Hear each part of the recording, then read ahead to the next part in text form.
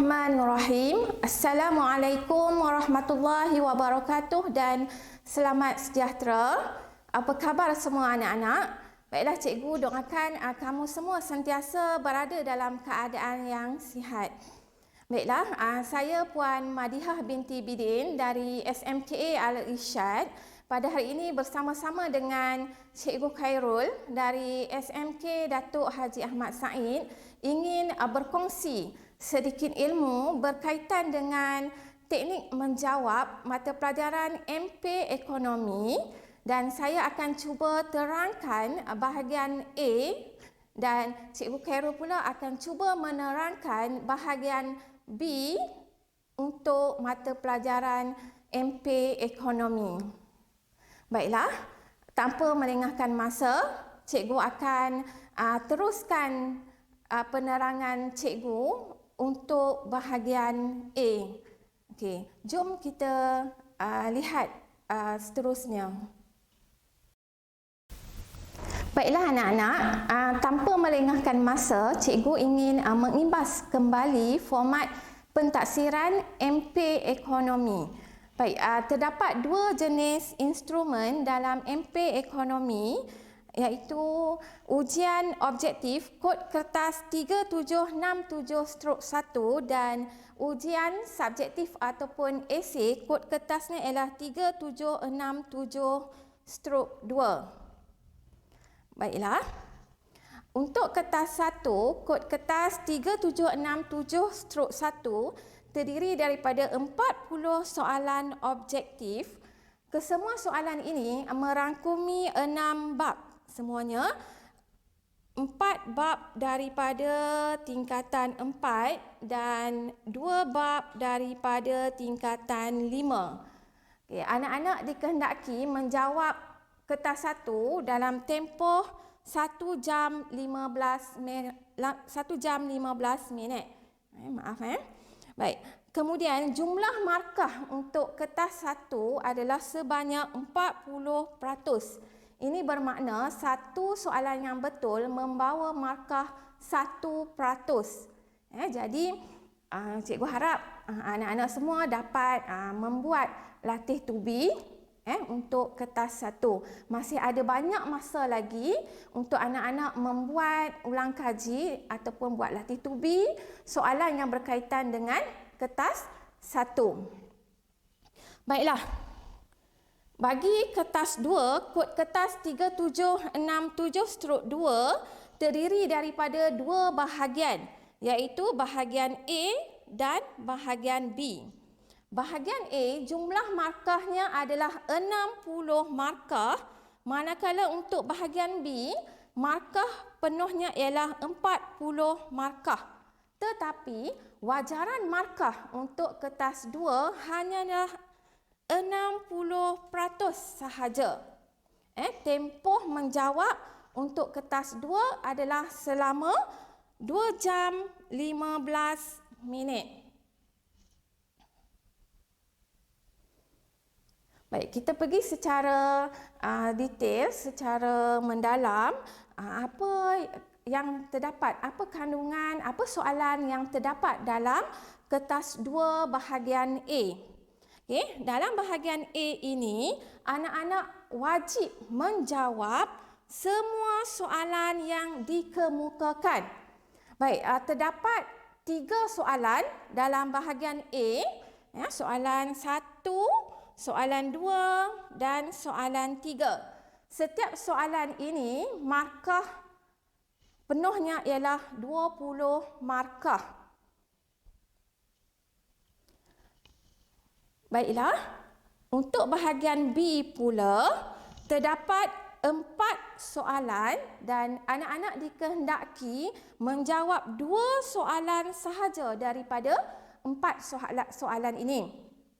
Jadi, cikgu amat berharap anak-anak dapat membuat pilihan yang terbaik untuk menjawab soalan bahagian B.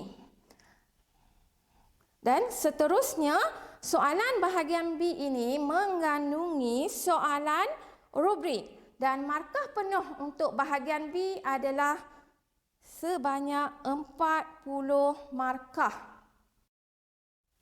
Baiklah anak-anak, cikgu harap dengan penerangan cikgu tadi tentang teknik pentaksiran MP ekonomi, cikgu harap kamu dapatlah jawab soalan dengan baik. Baik, seterusnya cikgu akan terangkan bagaimana anak-anak nak skor, nak dapat markah yang banyak dalam kertas 2. Baik, pertama sekali anak-anak semua kena fasih dengan kata tugas. Nanti cikgu akan terangkan jenis-jenis kata tugas yang anak-anak kena faham betul-betul bagi supaya dapat menjawab soalan dengan cepat dan tepat. Okey, seterusnya setelah anak-anak fasih dengan kata tugas, perkara kedua yang anak-anak perlu kuasai ialah anak-anak kena tahu apa konteks dalam mata pelajaran MP ekonomi.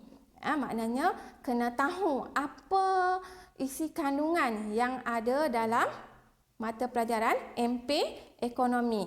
Selama anak-anak belajar selama 2 tahun. Dalam tingkatan 4 ada 4 bab dan di tingkatan 5 ada 2 bab kesemuanya. Kemudian perkara seterusnya ialah anak-anak perlu jawab apa yang ditanya oleh soalan. Bukannya jawab apa yang anak-anak tahu. Dan yang terakhir, anak-anak perlu peka dengan keadaan isu semasa. Ini kerana terdapat soalan yang berkaitan dengan isu semasa sama ada yang berada di dalam negara ataupun luar negara. Baik, itu antara perkara-perkara yang anak-anak perlu tahu untuk memperoleh markah yang banyak dalam kertas 2. Okay. Boleh ya anak-anak? Okey, baik. Baiklah anak-anak, sekarang cikgu akan tunjukkan contoh-contoh soalan yang mengandungi kata tugas seperti apakah, nyatakan dan takrifkan. Nanti dalam jawapan kamu, apabila kamu jumpa dengan kata-kata tugas ini, pastikan kamu hanya memberi jawapan fakta sahaja. Baik. Contoh soalannya ialah maklumat berikut berkaitan dengan suatu sistem ekonomi negara P. Dia punya stimulus dalam soalan ini, pengguna dan pihak swasta berkuasa penuh dalam membuat keputusan ekonomi. Segala keputusan ekonomi diselesaikan melalui mekanisme pasaran. Baik, apakah sistem ekonomi yang diamalkan oleh negara P? Baik, dalam soalan ini, kata tugas yang digunakan adalah apakah. Jadi, dalam jawapan kamu nanti perlu beri fakta sahaja tanpa huraian. Setelah anak-anak kenal pasti kata tugas yang terdapat dalam soalan ini, perkara seterusnya ialah anak-anak perlu tahu apa tajuk yang dikemukakan dalam soalan ini. Jadi dalam soalan ini, tajuknya ialah berkaitan dengan sistem ekonomi. Baik, sekarang anak-anak dah belajar. Ada 3 jenis sistem ekonomi yang utama. Pertama, sistem ekonomi campuran. Kedua, sistem ekonomi perancangan pusat. Dan yang ketiga, sistem ekonomi pasaran bebas. Okay, jadi, setelah anak-anak tahu soalan tajuk apa yang ditanya dalam soalan ini, perkara seterusnya anak-anak perlu tahu apa kehendak soalan. Okey, dalam soalan ini dia bertanya sistem ekonomi yang diamalkan oleh negara P. Okey, jawapannya ialah sistem ekonomi pasaran bebas. Mengapa kita kata negara P ini mengamalkan sistem ekonomi pasaran bebas. Jadi anak-anak perlu cari kata kunci yang menunjukkan bahawa negara P ini mengamalkan sistem ekonomi pasaran bebas. Okey, jadi cikgu amat berharap apabila kamu anak-anak dapat soalan, tolong gariskan kata-kata kunci. Okey, macam dalam soalan ini kata kuncinya ialah pengguna dan pihak swasta berkuasa penuh dalam membuat keputusan ekonomi. Okey, dan segala keputusan ekonomi diselesaikan melalui mekanisme pasaran. Baik, dalam sistem ekonomi pasaran bebas, hanya 2 unit ekonomi yang terlibat, iaitu pengguna ataupun isi rumah dan pihak swasta. Dan bila anak-anak jumpa soalan ataupun soalan yang berkaitan dengan sistem ekonomi, dalam stimulusnya maksudnya tidak ada perkataan kerajaan. Maknanya kerajaan tidak campur tangan langsung dalam membuat keputusan ekonomi, maka sistem ekonomi itu adalah sistem ekonomi pasaran bebas. Okey, baik. Saya harap, cikgu harap anak-anak jelas apabila anak-anak jumpa kata tugas apakah jadi, anak-anak perlu beri jawapan fakta sahaja tanpa huraian. Okey, jelas Baik. Seterusnya cikgu akan terangkan kata tugas yang anak-anak perlu kuasai, iaitu terangkan. Apabila anak-anak jumpa kata tugas terangkan, jadi dalam jawapan anak-anak nanti mesti ada fakta plus huraian. Dan kata tugas seterusnya ialah jelaskan. Apabila anak-anak jumpa kata tugas jelaskan dalam soalan, jawapan anak-anak nanti perlu memberi huraian sahaja, baru dapat markah. Nanti kita akan lihat contoh soalan yang mengandungi kata-kata tugas ini. Baik, seterusnya, kata tugas yang seterusnya ialah huraikan. Kata tugas bagi huraikan dalam jawapan anak-anak nanti perlu ada fakta, perlu ada huraian dan perlu ada contoh. Jadi jelas Okey, kita lihat satu contoh soalan yang mengandungi kata tugas terangkan. Baik, soalannya, terangkan penentu keanjalan harga penawaran yang menyebabkan penawaran barang pertanian menjadi tidak anjal. 6 markah. Jadi, apabila soalan ini mempunyai kata tugas terangkan, jawapan anak-anak nanti mesti ada fakta plus huraian. Barulah dapat markah penuh. Okey, cikgu bagi contoh jawapan di sini. Sekiranya 6 markah, anak-anak perlu bagi 3 fakta. F1 ni adalah fakta. F ni adalah fakta. F1, F2, F3. Maksudnya dalam contoh jawapan yang cikgu bagi ni, ada 3 fakta plus 3 huraian. Maknanya setiap fakta anak-anak perlu bagi 1 huraian. Okey, sekiranya anak-anak bagi 6 markah, kalau bagi 6 fakta, berapa markah yang anak-anak akan dapat? Adakah 6 markah? Tidak Kalau anak-anak bagi 6 fakta, markahnya hanyalah 3. Sebab markah ini diperuntukkan untuk fakta dan huraian. Jadi 3 fakta, 3 huraian. Barulah anak-anak dapat 6 markah. Kalau bagi 6 huraian, dapat berapa markah? Okey, kalau bagi 6 huraian, tetap dapat 3 markah.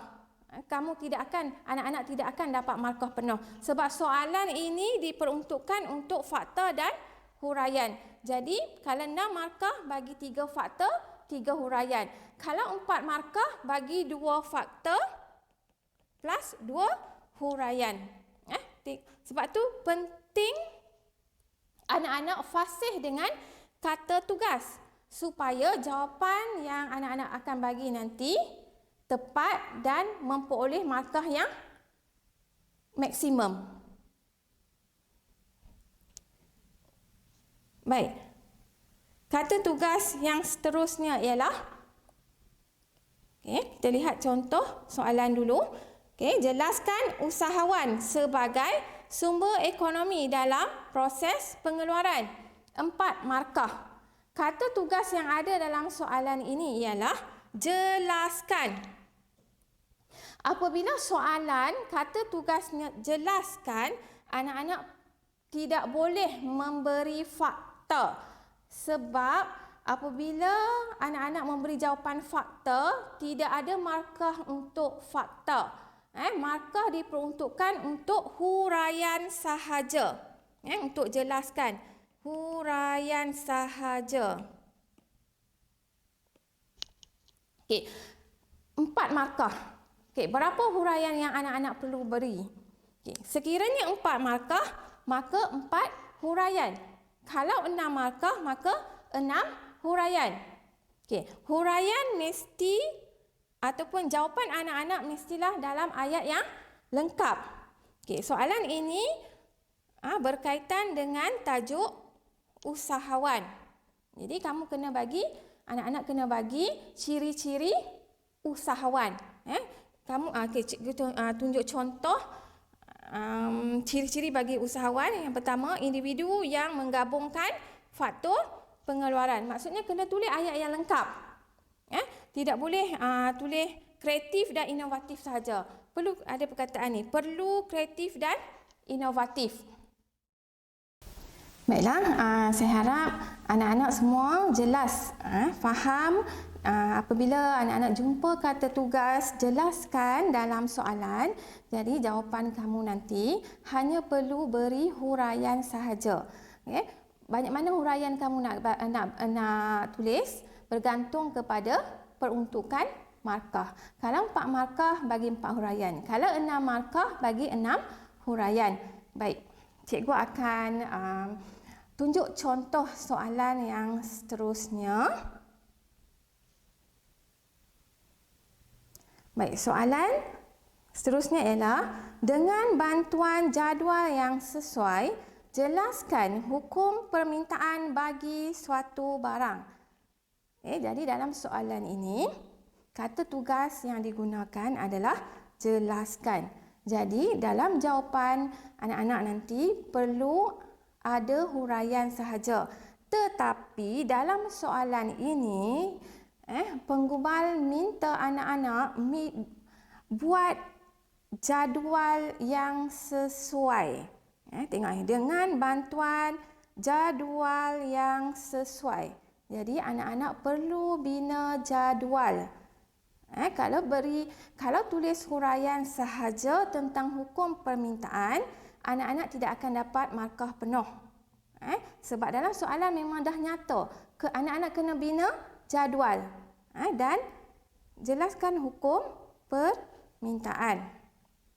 Anak-anak dah belajar hukum permintaan. Dalam buku teks pun dah ada jadual permintaan. Hukum permintaan mengatakan bahawa apabila harga meningkat, kuantiti yang diminta akan menurun. Jadi, tunjukkan hukum ini dalam bentuk jadual.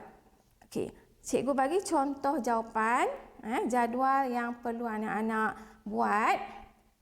Dalam jadual mesti ada harga dan perlu ada kuantiti diminta.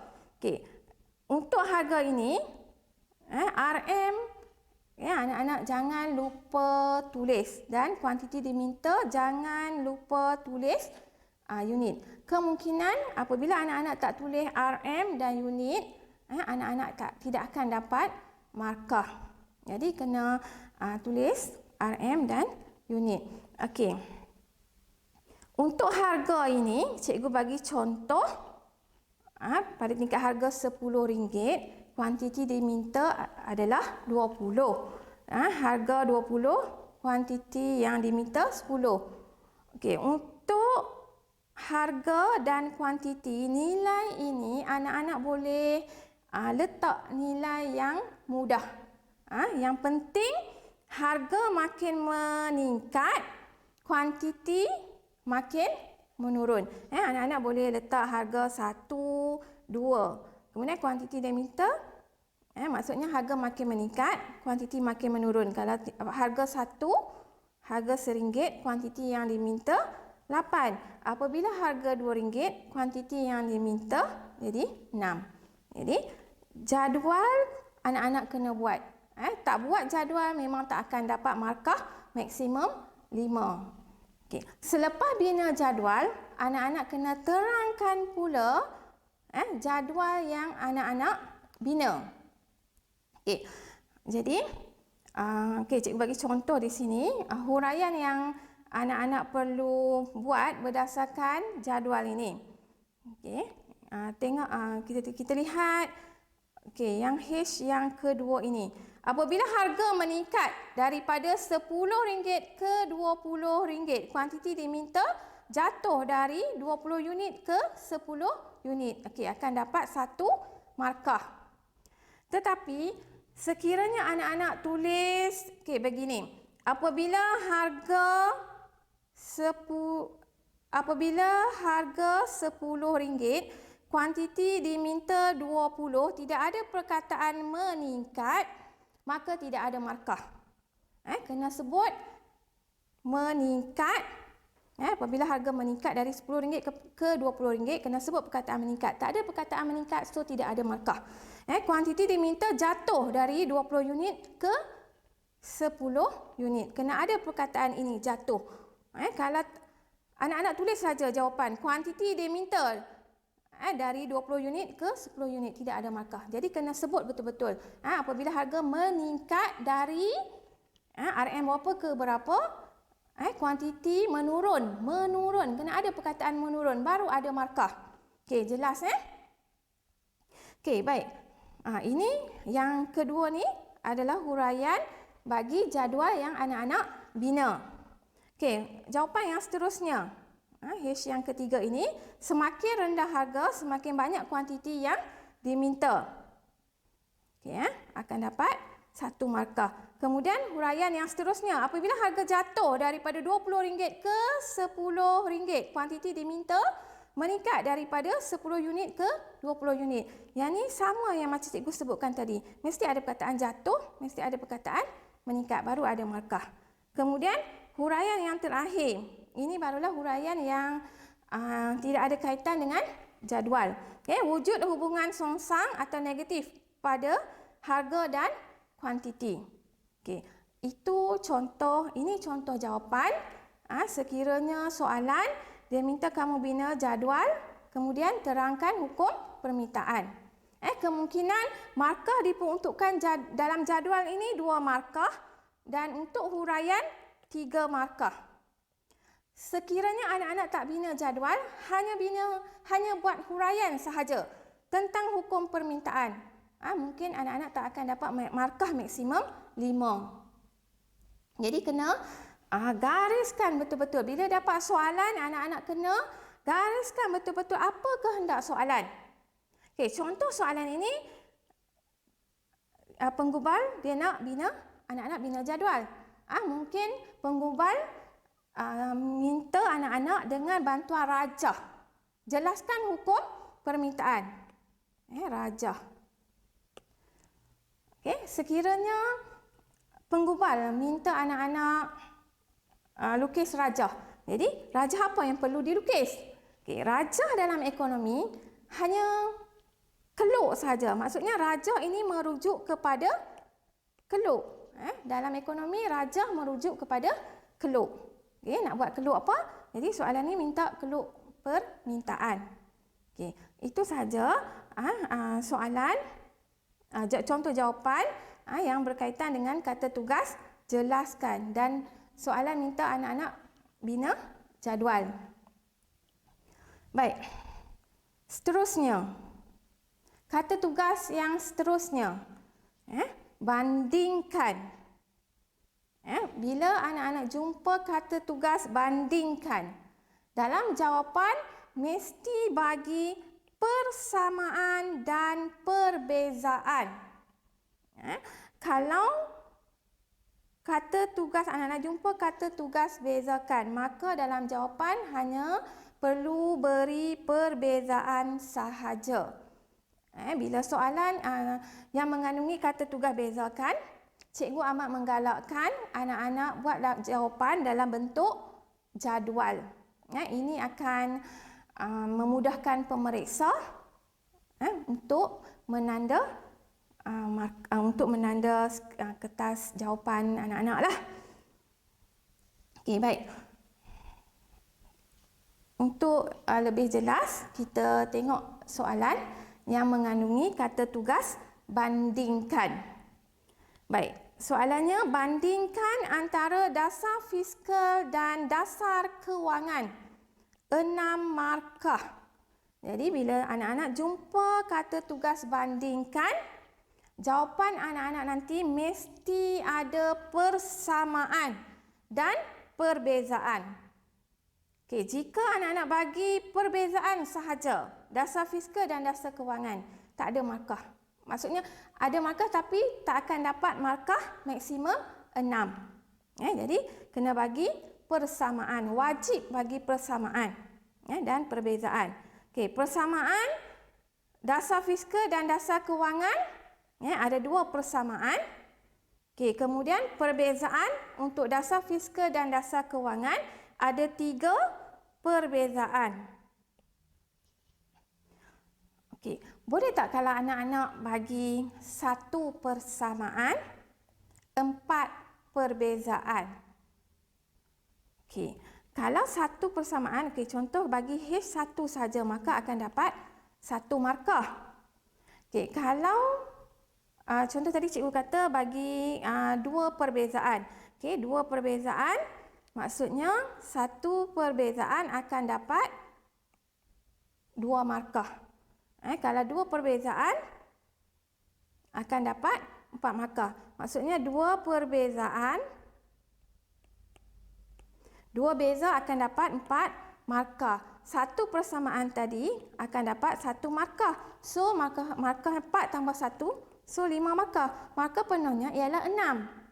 Jadi kalau nak bagi 1 persamaan, maka anak-anak perlu bagi 3 perbezaan. Kalau 3 perbezaan bermaksud 6 markah. Okey, 6 markah tambah 1 persamaan, so 7. 7 max 6. Okey, jelas Kalau bagi semua perbezaan, so tak akan dapat markah maksimum 6. Kalau bagi semua persamaan tiada perbezaan, juga tidak akan dapat markah maksimum 6. Jadi, bila jumpa kata tugas bandingkan, ingat mesti ada persamaan dan mesti ada perbezaan. Dan cikgu amat berharap bila kamu nak tulis jawapan perbezaan, buat dalam bentuk jadual. Dan perbezaan itu mestilah perbezaan yang ketara. Okey, contoh yang ni, tujuan. Tujuan dasar fiskal. Yang ni pun tujuan dasar kewangan. Maksudnya tujuan. Maksudnya beri perbezaan yang ketara.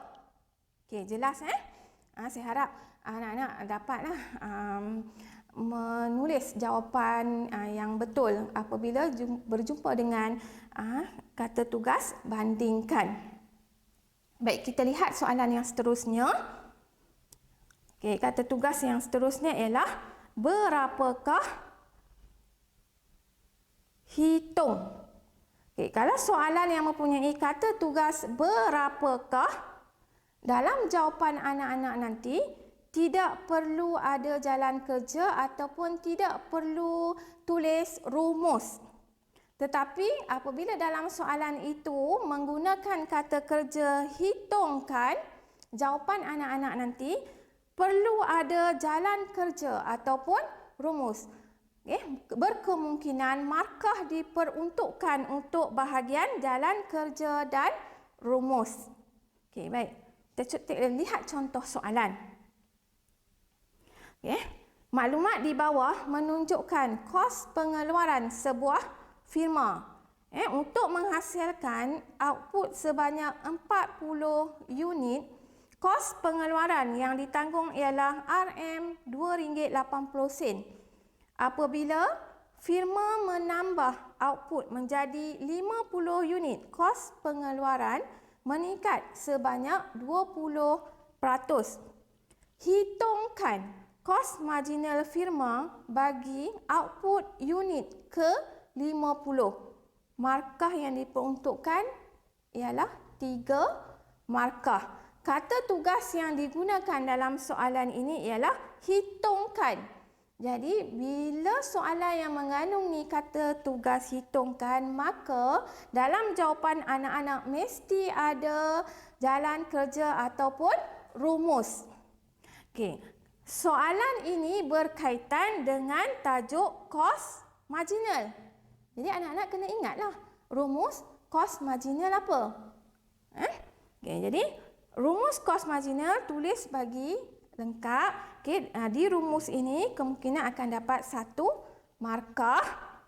Okay, di sini akan dapat 1 lagi markah jalan kerja dan jawapan akhir 1 markah. Okey, di jawapan akhir cikgu nak highlight di sini. Okey, make sure pastikan anak-anak tulis RM. RM RM5.60. Jangan tulis RM5.60 sahaja tanpa RM, tak tulis RM. Cikgu risau, takut nanti anak-anak mungkin kehilangan markah sekiranya tidak tulis RM.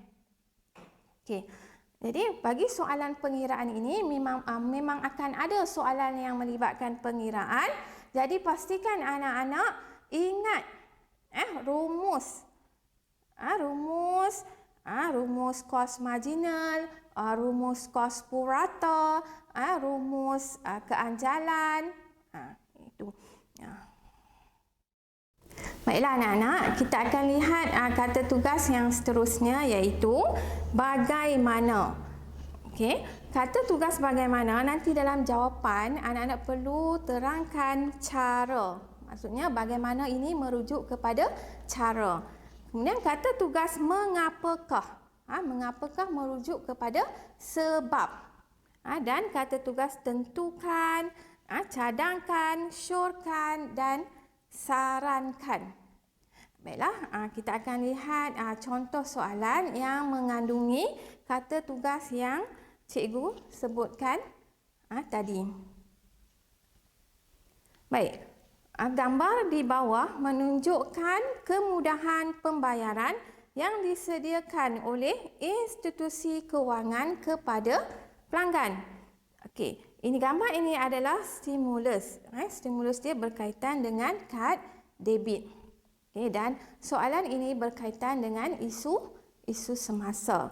Dan anak-anak kena tahu juga dalam bahagian A ini ada soalan yang berkaitan dengan isu semasa. Jadi anak-anak kena alert lah dengan isu semasa yang berlaku sama ada di dalam negara kita ataupun di luar negara. Baik, dia punya soalan, mengapakah kemudahan pembayaran tersebut menjadi pilihan pengguna pada masa sekarang. Jadi kata tugas yang digunakan dalam soalan ini ialah mengapa. Mengapa tadi cikgu sebut, mengapa merujuk kepada sebab. Sebab pengguna pada masa sekarang lebih gemar menggunakan kad debit. Jadi jawapan dia ialah anak-anak perlu beri huraian yang menunjukkan sebab pengguna lebih suka memilih kad debit dalam kehidupan seharian. Okey, markah di sini, markah yang diperuntukkan dalam soalan ini adalah 6 markah. Jadi jawapan perlu ada 6 sebab. 6 sebab mengapa pengguna gemar menggunakan kad debit dalam kehidupan seharian. Okey. Sekiranya anak-anak nak bagi lebih, nak bagi 7 sebab. Tak ada masalah. Cikgu cadangkan apabila soalan 6 markah, maka anak-anak perlu jawab dalam masa 6 minit. Cikgu cadangkan 6 markah 6 minit. Kalau 7 markah 7 minit. Jawab dalam masa ikut peruntukan markah yang diberi. Okey, baik. Jadi sebentar tadi cikgu dah terangkan jenis-jenis kata tugas yang anak-anak perlu fasih, perlu mahir supaya anak-anak dapat menjawab soalan dalam masa yang cepat, mengikut wajaran markah dan dapat menjawab soalan dengan tepat. Okey, jadi cikgu dah sampai ke penghujung. Cikgu ingin membuat rumusan bahawa bahagian A ini, soalan yang berkaitan dengan bahagian A, maksudnya soalan ini berkaitan dengan soalan yang akan ditanya berkaitan dengan apa yang kamu belajar. Maksudnya apa yang kamu belajar selama 2 tahun. Maksudnya ada 6 bab, 4 bab dari tingkatan 4 dan 2 bab daripada tingkatan 5. Dan soalan bahagian A juga soalan yang berkemungkinan terikat dengan buku teks. Jadi cikgu amat berharap kamu jadikan buku teks itu sebagai panduan utama kamu. Boleh tak kalau kamu nak baca buku rujukan ataupun nota-nota pendek? Okey, bagi cikgu boleh, tetapi awak kena kuasai dulu buku teks.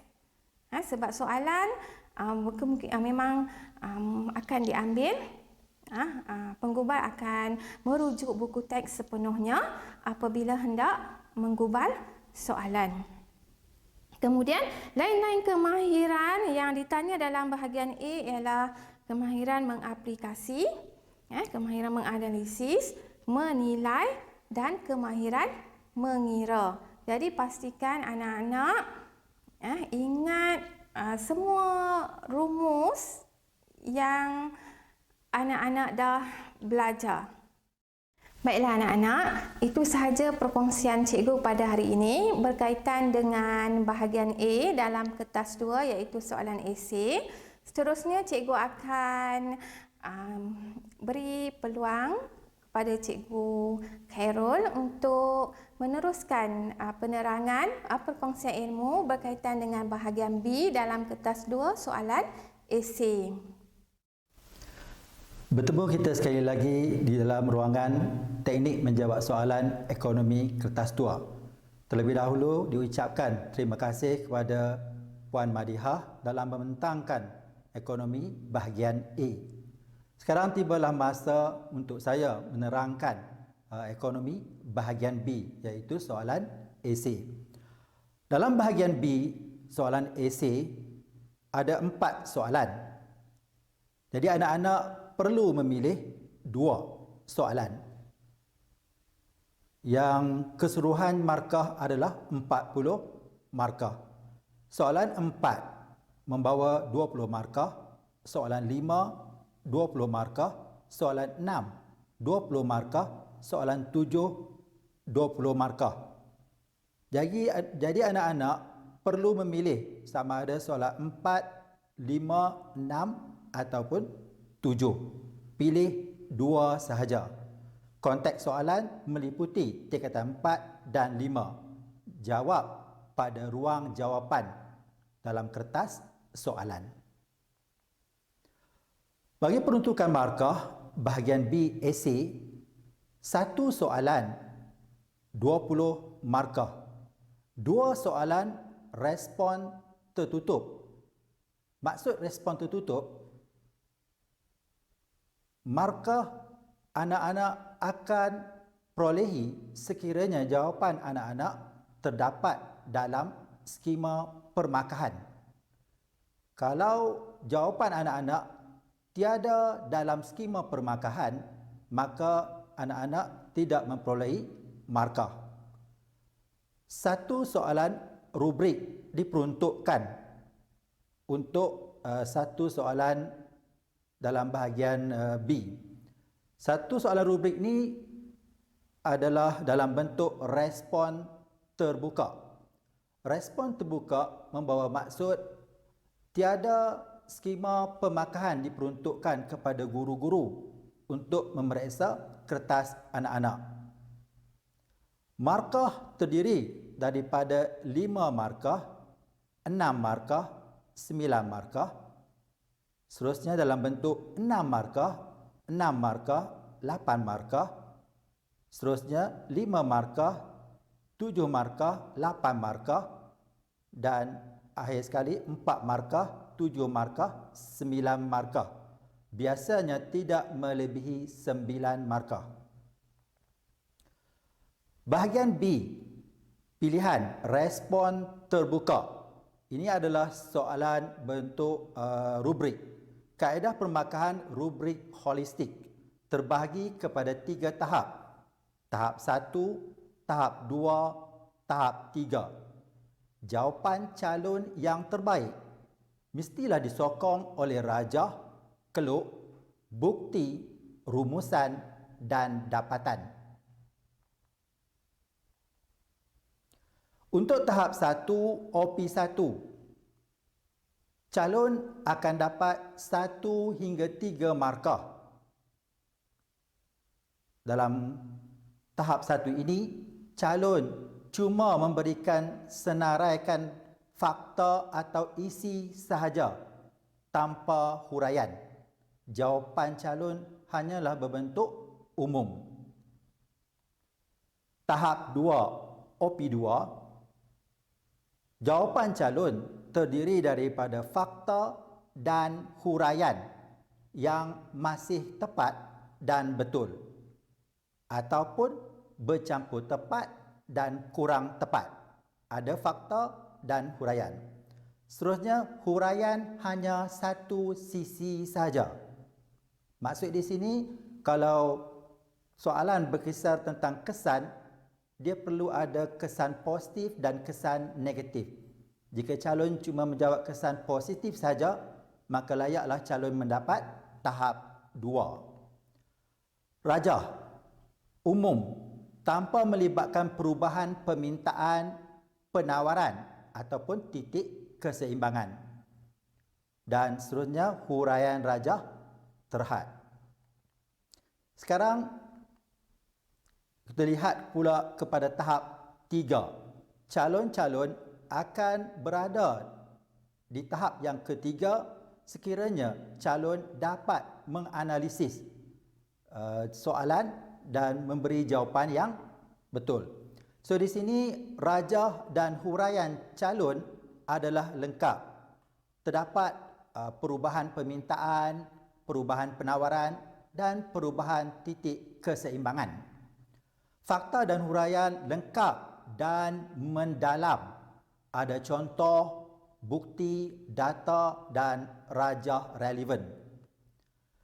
Ada pendirian dan keterangan tepat, jelas dan matang. Ada idea bernas, kreatif dan rasional. Jawapan ada dua sisi.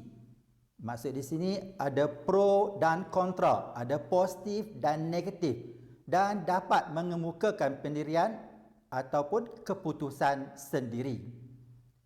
Seterusnya membuat kesimpulan, rumusan, pandangan, pendapat, komen di luar skop tugasan ataupun stimulus.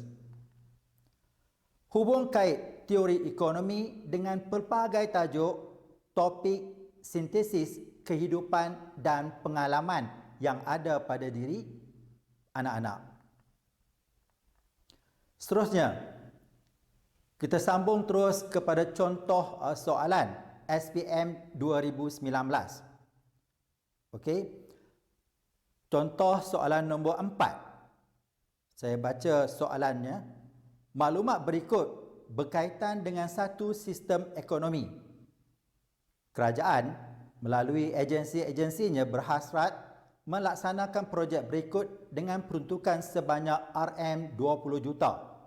Projek Jalan Desa di Kelantan RM20 juta, projek Tempatan Banjir di Kedah RM19.4 juta, Klinik Kesihatan Daerah di Johor RM22 juta.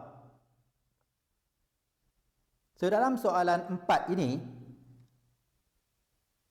dipecahkan kepada 3 bahagian, A, B dan C.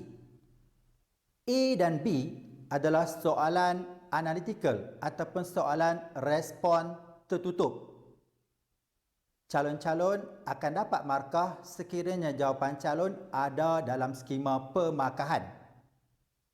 Manakala soalan C adalah soalan rubrik. Sebab soalan rubrik adalah soalan yang mempunyai markah yang paling tinggi. Jadi, untuk bahagian B ni, untuk soalan ini saja, cikgu akan terangkan keseluruhan bahagian A, B dan C. Dan untuk soalan yang seterusnya, cikgu akan tumpukan kepada soalan rubrik sahaja. Sekarang kita lihat kepada soalan 4A. Okey.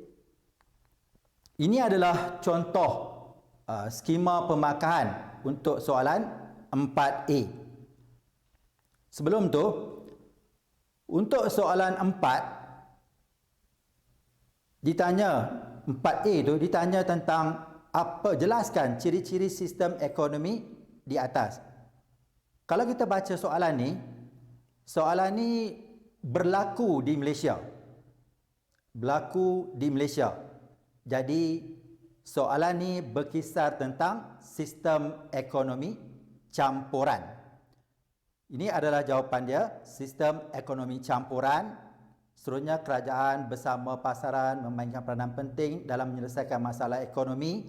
Kerajaan melaksanakan projek pembangunan demi kesejahteraan rakyat, melaksanakan projek jalan desa ataupun projek tempatan banjir, mengurangkan kesan externality, membekalkan barang awam ataupun barang sosial.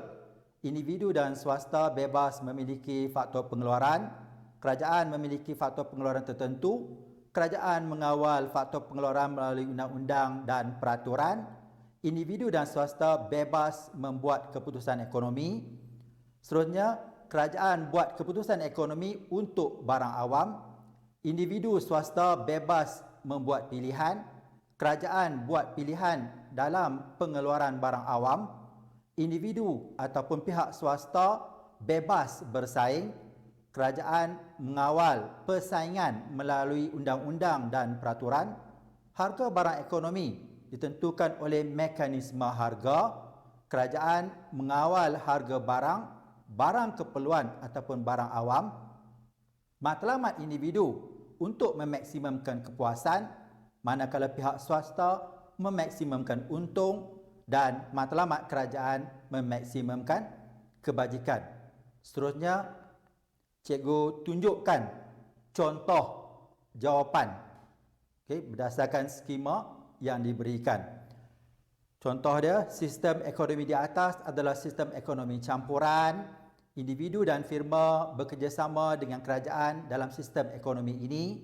Individu dan firma bebas memiliki sumber faktor pengeluaran seperti buruh, tanah, modal dan usahawan. Kerajaan juga memiliki faktor pengeluaran tertentu untuk mengeluarkan barang awam. Individu dan firma bebas membuat keputusan ekonomi. Kerajaan membuat keputusan ekonomi untuk barang awam. Harga pengeluaran ditetapkan oleh mekanisme harga pasaran selaras dengan undang-undang negara. Individu dan firma juga bebas membuat pilihan. Kerajaan membuat pilihan dalam pengeluaran barang awam. Motif pengeluaran firma bagi mendapatkan keuntungan maksimum, manakala motif kerajaan pula adalah memaksimumkan kebajikan rakyat. Jadi di sini untuk 4A soalan bahagian B, calon boleh menulis seberapa banyak yang boleh.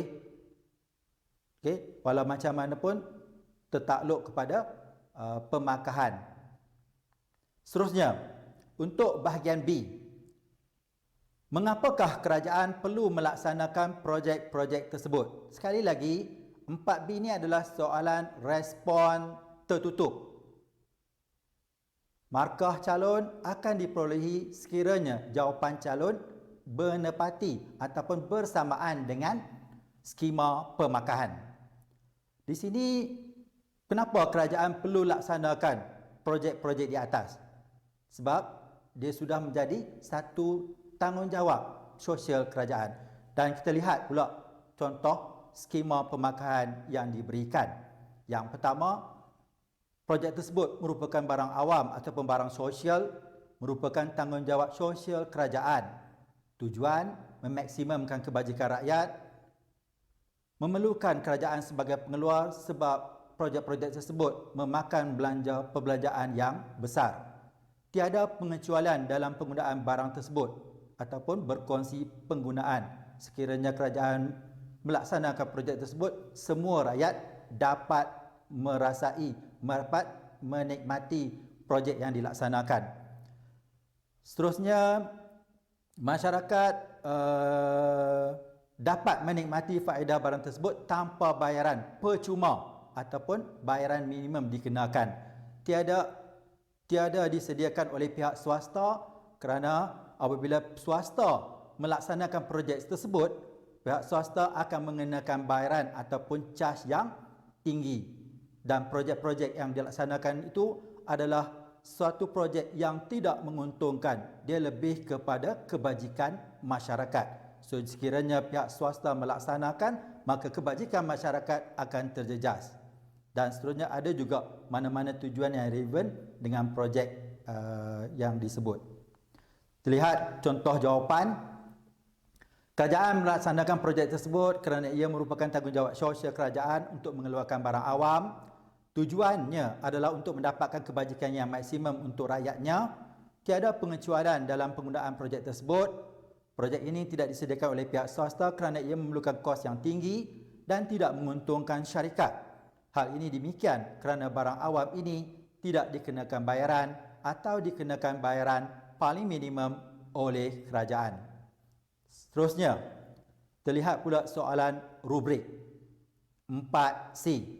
Saya ulang, ini adalah soalan rubrik kerana markah dia paling tinggi daripada markah yang ada. Seterusnya, untuk projek yang manakah menjadi pilihan kerajaan? Soalan, bincangkan kesan pilihan tersebut. Untuk menjawab soalan 4C ini, tips dia, calon hendaklah menyatakan pilihan kerajaan. So, dalam cadangan jawapan, calon mengatakan kerajaan telah memilih projek Tempatan Banjir di Kedah sebanyak RM19.4 juta. Lepas tu calon kena nyatakan kesan positif ataupun kelebihan projek Tempatan Banjir di Kedah yang dilaksanakan oleh kerajaan. Seterusnya, calon perlu menyatakan kos lepas, iaitu projek jalan desa di Kelantan, iaitu sebanyak RM20 juta. Dan sekali lagi, calon juga perlu nyatakan kesan negatif atau kekurangan projek jalan desa di Kelantan yang bakal diperolehi oleh masyarakat di Kelantan sebab projek ini tidak dilaksanakan oleh kerajaan. Ataupun sebaliknya, maksud di sini, calon memilih projek jalan desa di Kelantan, iaitu sebanyak RM20 juta. Seterusnya, nyatakan kesan positif atau kelebihan projek tersebut. Dan seterusnya, nyatakan kos lepas, iaitu projek Tempatan Banjir di Kedah sebanyak RM19.4 juta. Dan calon juga perlu nyatakan kesan negatif ataupun keburukan yang bakal diperolehi rakyat Kedah berikutan dengan tertundanya projek Tempatan Banjir di Kedah. Di sini perlu diingat, calon tidak boleh memilih kerajaan melaksanakan projek klinik kesihatan daerah di Johor kerana projek ini memakan belanja RM22 juta. sedangkan peruntukan yang kerajaan ada hanyalah RM20 juta sahaja. Jadi kita tengok jawapan. Kerajaan memilih untuk membina projek Tempatan Banjir di Kedah. Ini adalah stand ataupun kita punya pendirian. Okay? Kita buat satu pilihan. Kerajaan memilih untuk membina projek Tempatan Banjir di Kedah. Lepas tu kita beritahu pula apa faedah dia. Hal ini kerana ia dapat mengurangkan kesan risiko banjir. Projek ini dapat membantu golongan petani daripada kemusnahan tanaman padi, maka pengeluaran padi akan meningkat. Ini akan meningkatkan pendapatan petani, kuasa beli dan permintaan para petani akan naik, taraf hidup petani juga akan naik, secara tidak langsung tingkat pendapatan negara akan meningkat, maka objektif makroekonomi negara akan tercapai, iaitu pertumbuhan ekonomi akan bertambah baik. Seterusnya, kita nyatakan kos lepas. Kesan daripada pilihan di atas ialah pihak kerajaan terpaksa menangguhkan pembinaan projek jalan desa di Kelantan. Maka ia akan mewujudkan kos lepas. Pembangunan desa sukar dilaksanakan kerana tiada perhubungan jalan. Masyarakat desa sukar memasarkan hasil tanaman mereka. Kos pengangkutan akan meningkat, kos sara hidup juga akan naik. Ini akan menjejaskan perkembangan ekonomi desa. Taraf hidup masyarakat di kawasan tersebut pun akan jatuh. Okey, seterusnya kita lihat kepada contoh soalan tahun lepas, SPM 2018. Soalan nombor 6. Saya bacakan soalannya. Maklumat berikut berkaitan dengan inflasi. RHB Research menjangkakan inflasi akan meningkat kepada 3% tahun ini daripada 2.1% pada tahun 2016. Jangkaan ini dibuat berdasarkan harga bahan api yang lebih tinggi, penghapusan subsidi ke atas harga barang terpilih, peningkatan kos perniagaan serta penyusutan ringgit yang menyebabkan harga import yang lebih tinggi. Sumber daripada astroawani.com 22 Februari 2017. Seperti biasa yang saya beritahu sebelum ni, kita akan tumpukan kepada soalan rubrik. Jadi dalam soalan 6 SPM 2018, soalan rubriknya adalah soalan nombor 6C sebab markah paling tinggi ada pada 6C. Soalan, cadangkan tindakan yang perlu anda laksanakan untuk menangani kesan pada 6A. Kesan di sini adalah inflasi, kenaikan harga barangan. Di sini anak-anak perlu huraikan tindakan isi rumah, tindakan anak-anak sebagai pengguna untuk menangani kesan inflasi. Di sini setelah kita belajar belanjawan peribadi, maka di sinilah kita boleh apply, aplikasi apa yang kita belajar untuk menjawab soalan ini. Okey, seterusnya anak-anak perlu berhati-hati dalam menjawab soalan 6C ini kerana tiada peruntukan markah untuk sebarang tindakan kerajaan ataupun firma dalam menangani kesan inflasi. Anak-anak cuma perlu terangkan tindakan anak-anak sebagai isi rumah. Seterusnya kita lihat kepada contoh jawapan tindakan anak-anak sebagai pengguna ataupun isi rumah. Inflasi menyebabkan penurunan kuasa beli dan penyusutan nilai wang. individu tidak bebas berbelanja. Kaedah terbaik adalah membuat belanjawan peribadi. Ini dapat mengelak individu daripada berbelanja melebihi pendapatan dan amalan berhutang. Belanjawan peribadi mendidik individu mengutamakan pembelian barang keperluan dan mengelak pembaziran.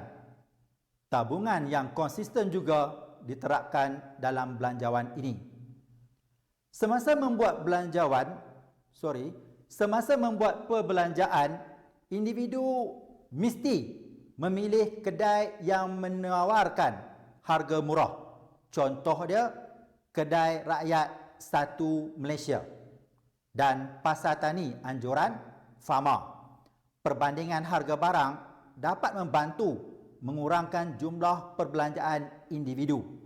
Ini menyimbatkan perbelanjaan dan meningkatkan kuasa beli individu.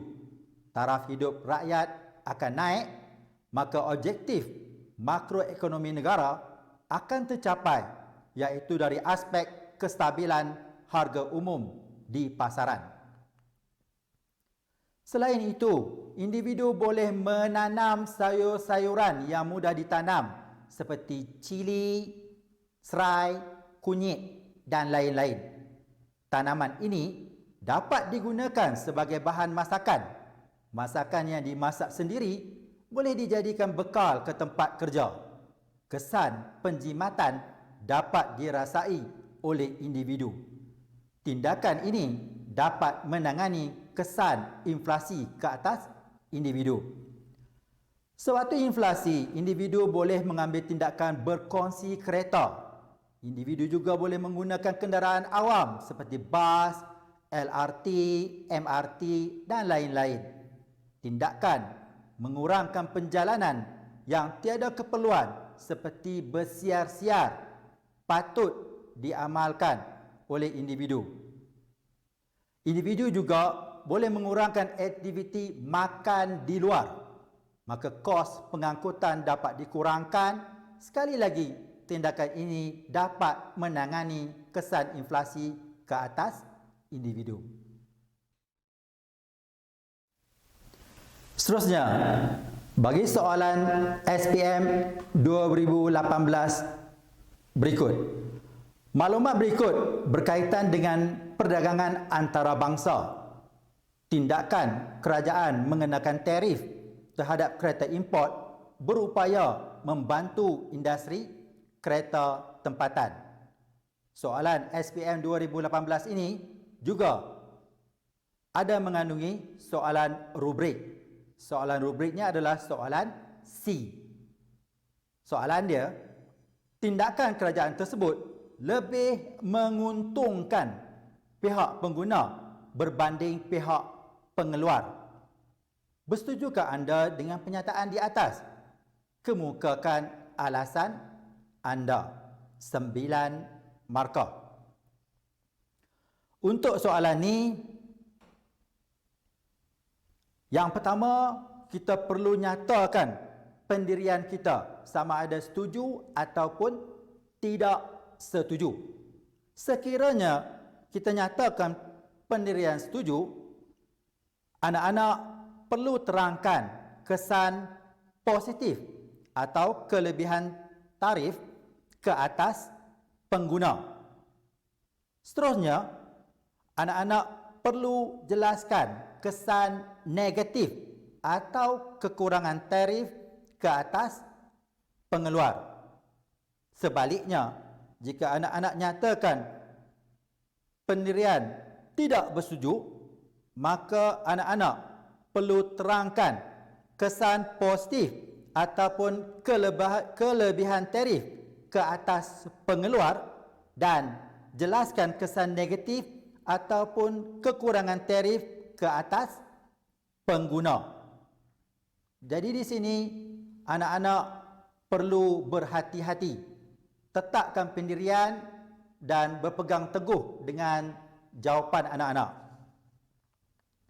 Saya baca contoh jawapan untuk soalan SPM 2018. Yang pertama, nyatakan pendirian. Saya bersetuju bahawa tindakan mengenakan tarif lebih menguntungkan pengguna. Harga kereta tempatan akan menjadi lebih murah secara relatif. Pengguna akan lebih berkemampuan untuk memiliki kereta tempatan. Perbelanjaan pengguna akan lebih menjimatkan. Bayaran pendahuluan dan beban hutang akan menjadi rendah. Penjimatan pembelanjaan akan membolehkan pengguna mempunyai lebihan wang untuk dialihkan kepada perbelanjaan lain. Ini akan meningkatkan kuasa beli pengguna. Permintaan kereta tempatan akan meningkat. Maka pengeluar akan meningkatkan penawaran kereta dari Q1 ke Q3. Rujuk rajah tarif. Di sini wujud peluang pekerjaan kepada pihak pengguna. Pendapatan pengguna akan meningkat, taraf hidup pengguna juga akan naik. Pengenaan tarif menyebabkan penurunan permintaan kereta import kerana harganya lebih mahal secara relatif. Harga pasaran kereta naik daripada P0 ke P1. Rujuk rajah tarif. Jualan dan keuntungan pengeluar akan menurun selepas tarif dikenakan. Tidak akan wujud pelaburan baru dan pengeluaran menjadi berkurangan.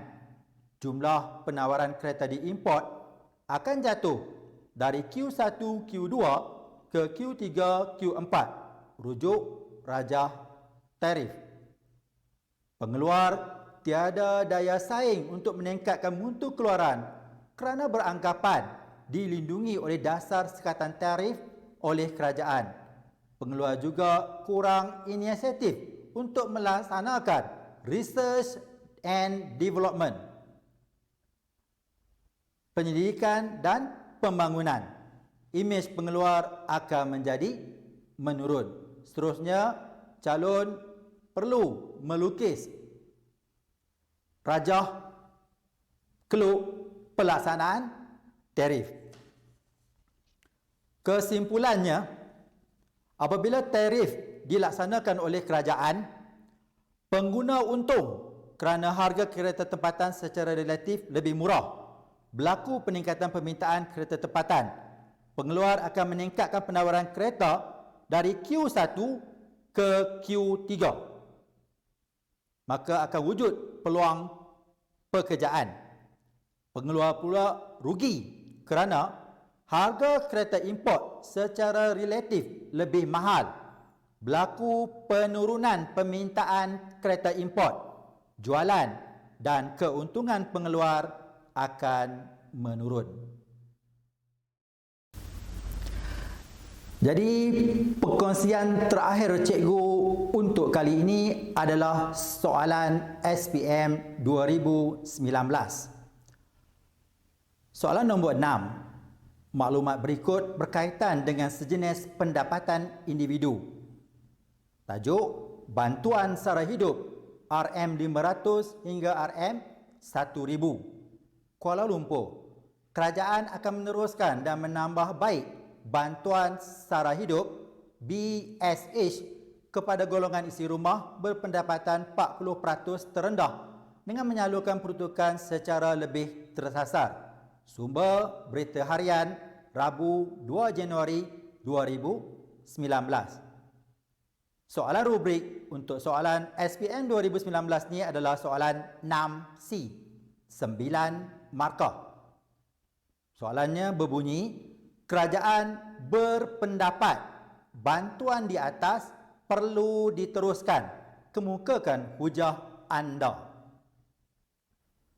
Tips untuk menjawab soalan ni.